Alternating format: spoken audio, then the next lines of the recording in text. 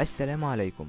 يعتبر تركيب الكانولا واحد من الإجراءات اللي بتحتاج إلى مهارة لتقليل الأضرار الناتجة عنها. هنا قام بوضع التورنيكيت ثم عقم المكان في حركة دائرية، لكنه اختار المكان الغلط على المفصل. أيضا أدخل الإبرة بشكل كامل، وده قد يسبب شرخ على طول الوريد وبالتالي حدوث نزيف الداخلي.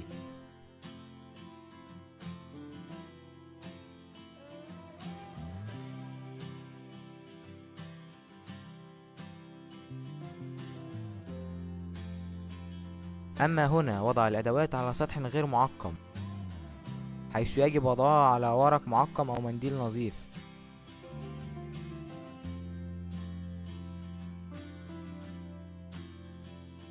لا يجب وضع التورنيكيت إذا كان الوريد ظاهرا. يجب ارتداء القفاز الطبي لمنع انتقال العدوى لنفسك.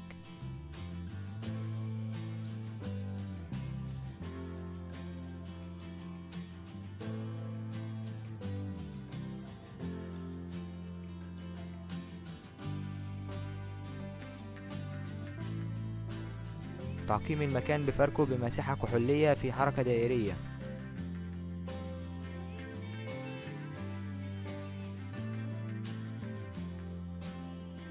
إزالة غلاف الكانولا من الخلف.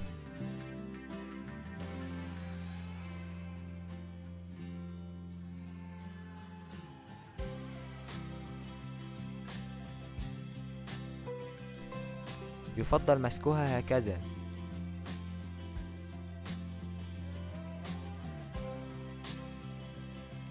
إزالة الغطاء مع تقييم الوريد.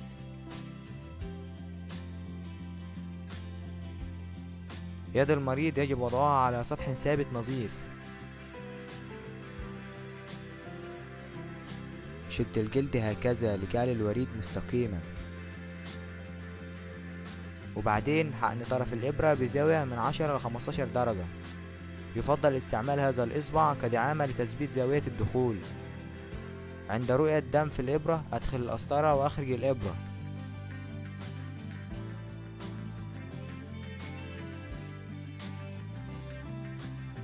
قم بإزالة السدادة من الإبرة لسد بها الكانولا. يجب الضغط جيدا على الوريد قبل خروج الإبرة.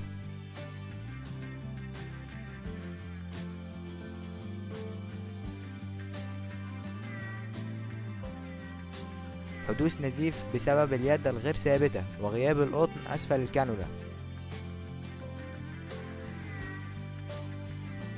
قد لمس الدم بيده، لذلك يحتمل انتقال العدوى له من المريض. لا تدع التورنيكيت لفترة طويلة علشان ما تحبسش الدم.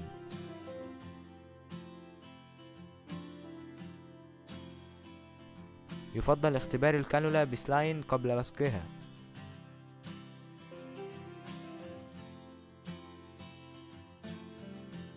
وضع القطن ملطخ بالدم هكذا يسبب انتقال العدوى للآخرين.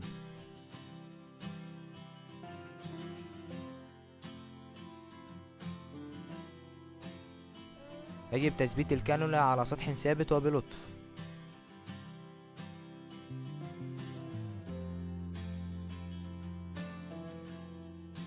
لإزالة اللاصقة يجب بلها أولا لتسهيل إزالتها، بعدين تزيلها بلطف.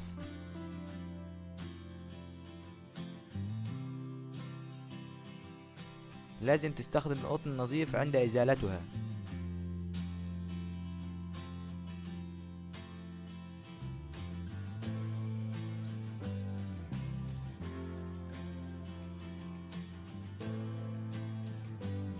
المكان أصبح ملوثا تماما.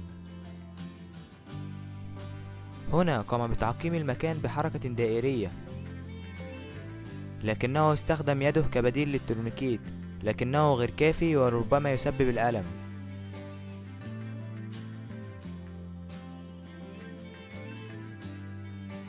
من الخطأ استعمال الكانولا مستعملة من قبل حتى ولو كانت لنفس الشخص، لأن الدم يتجلط في غضون 5 دقائق خارج الجسم، والذي قد يدخل تلك الجلطات في المجرى الدموي. أيضا أدخل الإبرة بشكل كامل.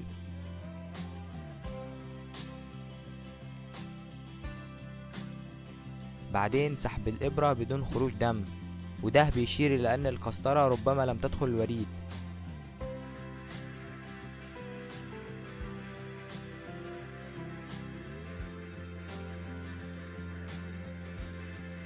الكانولا بها هواء هنا، لذلك يجب ترك الوريد ليخرج الدم حتى حافة الكانولا، هكذا.